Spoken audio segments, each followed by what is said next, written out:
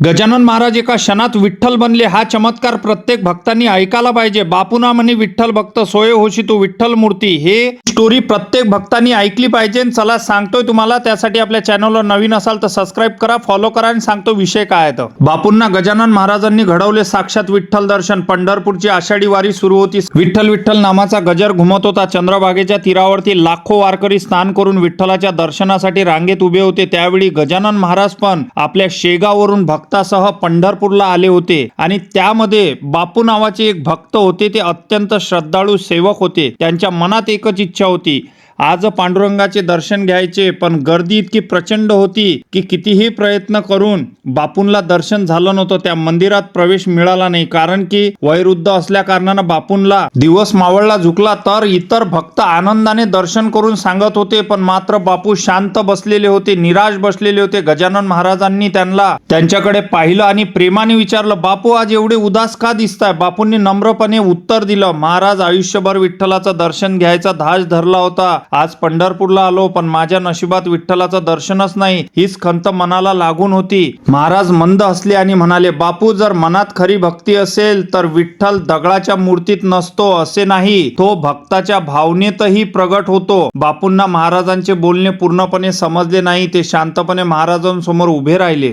महाराजांनी त्यांना स्थिर नजरेने पाहण्यास सांगितले।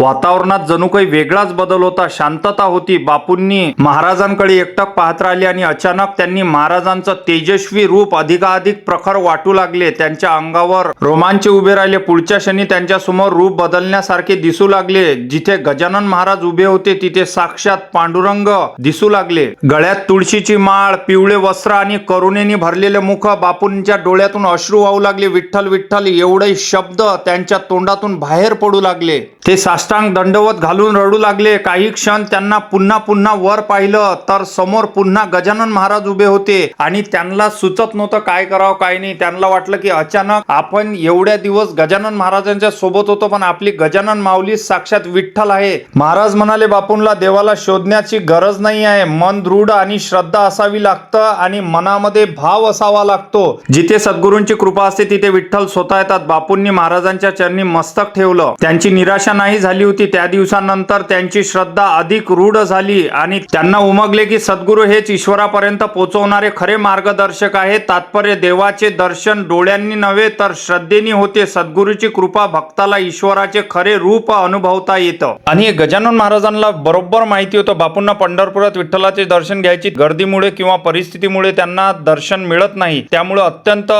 ते उदास होतात। गजानन महाराज त्यांच्या मनातील दुःख ओळखतात आणि त्यांना धीर देतात। महाराजांच्या कृपेने बापूंना साक्षात विठ्ठलाचे दिव्य दर्शन घडते। हा प्रसंग सद्गुरूची कृपा आणि अढळ श्रद्धा, त्यामुळे भक्ताला इच्छा प्राप्त होते, हा संदेश दिला जातो। मित्रांनो, या कथेचा खरा अर्थ फक्त चमत्कार नाही। बापूंना विठ्ठलाचं दर्शन का झालं? कारण त्यांच्या मनात अहंकार नव्हता, फक्त भक्ती होती। जेव्हा बापूंना आपलं दुःख महाराजांसमोर मांडलं तेव्हा महाराजांनी त्यांना समजून दिलं की देव फक्त मंदिरात नाही, मूर्तीत नाही, तर सद्गुरूंच्या कृपेतही आहे।